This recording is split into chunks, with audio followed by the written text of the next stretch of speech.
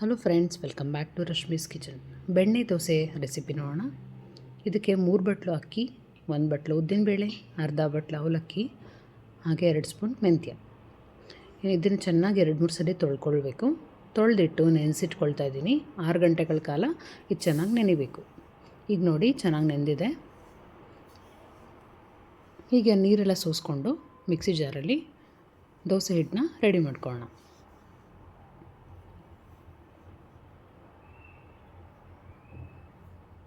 ಚೆನ್ನಾಗಿ ನೆಂದಿದೆ ಎಲ್ಲ.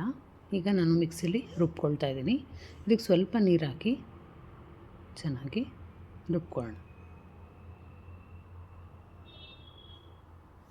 ನೋಡಿ ದೋಸೆ ಹಿಟ್ಟು ಚೆನ್ನಾಗಿ ಬಂದಿದೆ. ಇದನ್ನು ಬಗ್ಸಿಟ್ಕೊಳ್ತಾ ಇದ್ದೀನಿ.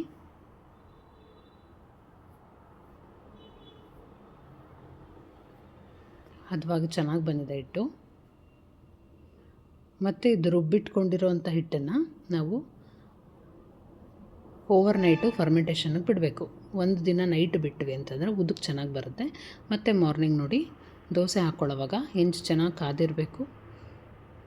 ಆವಾಗ ದೋಸೆ ಹಾಕ್ಕೊಂಡು ಅದಕ್ಕೆ ಬೆಣ್ಣೆ ಹಾಕ್ಕೊಳ್ತಾ ಇದ್ದೀನಿ. ಬೆಣ್ಣೆ ದೋಸೆಗೆ ಬೆಣ್ಣೆ ಇಲ್ಲಾಂದರೆ ಹೇಗೆ ಹೇಳಿ.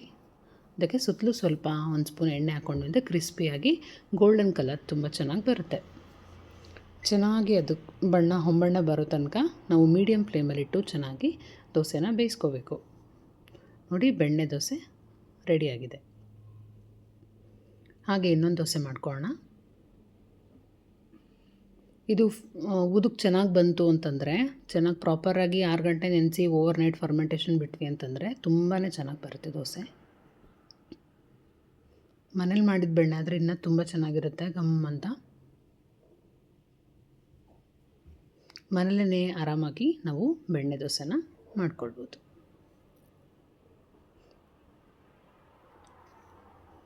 ನೋಡಿ ಬಿಸಿ ಬಿಸಿಯಾಗಿರುವ ಬೆಣ್ಣೆ ದೋಸೆ ರೆಡಿ ಟು ಸರ್ವ್. ಇದನ್ನು ಕಾಯಿ ಚಟ್ನಿ ಜೊತೆಗೆ ಹಾಗೆ ಆಲೂಗಡ್ಡೆ ಪಲ್ಯ ಜೊತೆಗೆ ಕೊಟ್ಟರೆ ತುಂಬಾ ಚೆನ್ನಾಗಿರುತ್ತೆ.